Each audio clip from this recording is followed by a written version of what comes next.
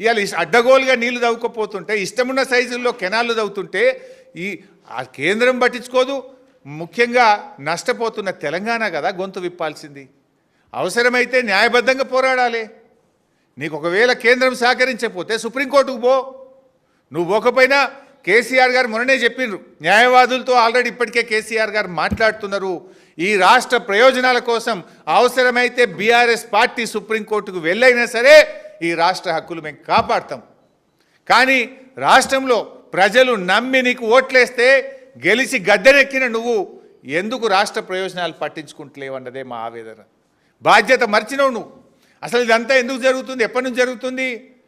ఢిల్లీలో మీటింగ్ అయిన తర్వాత పోలవరం ప్రాజెక్టు ఇవాళ ఆ రోజు గోదావరి బనకచెర్ల ప్రాజెక్టు మీద ఢిల్లీలో మీటింగ్ అయిన తర్వాత వేగంగా ఫైలు కదలడం స్టార్ట్ అయింది. ఏం జరిగింది?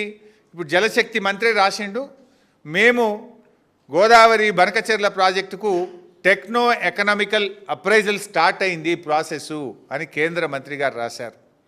ఒకవైపు కర్ణాటక ఏమంటుంది, 20 రోజులైంది కర్ణాటక లెటర్ రాసి కూడా దాదాపు 2 వారాలు అవుతున్నట్టుంది. కేంద్ర మంత్రి రాసి 20 రోజులైంది, కర్ణాటక రాసి 2 వారాలైంది. కర్ణాటక ఏమన్నదంటే మేము మీద కృష్ణా నీళ్లు 112 టీఎంసీలు ఆపేస్తా అని చెప్పి కర్ణాటక రాసింది.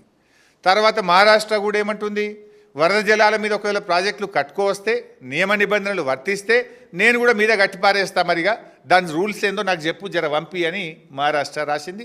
పైన కృష్ణాలో కూడా నీళ్ళు ఆపుతా అని మహారాష్ట్ర కూడా ఉత్తరం రాసింది, కర్ణాటక ఉత్తరం రాసింది, కేంద్ర మంత్రి ఉత్తరం రాసిండ్రు. ఇంకోవైపు ఆంధ్రప్రదేశ్ డిపిఆర్ తయారు చేయడానికి టెండర్లు పిలిచారు.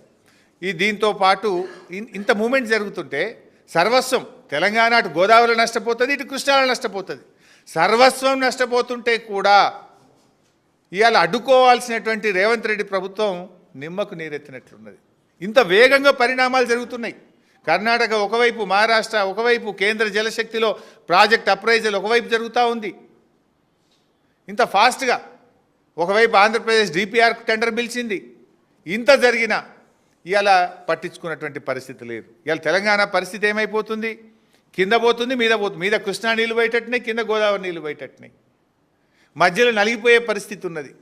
వరద జలాల మాట దేవుడు ఎరుగు, నికర జలాలు పోయేటట్టున్నాయి, ఉన్న నీళ్ళు పోయేటట్టున్నాయి. ఉన్న నీళ్ళు పోయేటట్టున్నా నిమ్మకు నీరెత్తినట్లు రేవంత్ రెడ్డి ఉన్నాడు.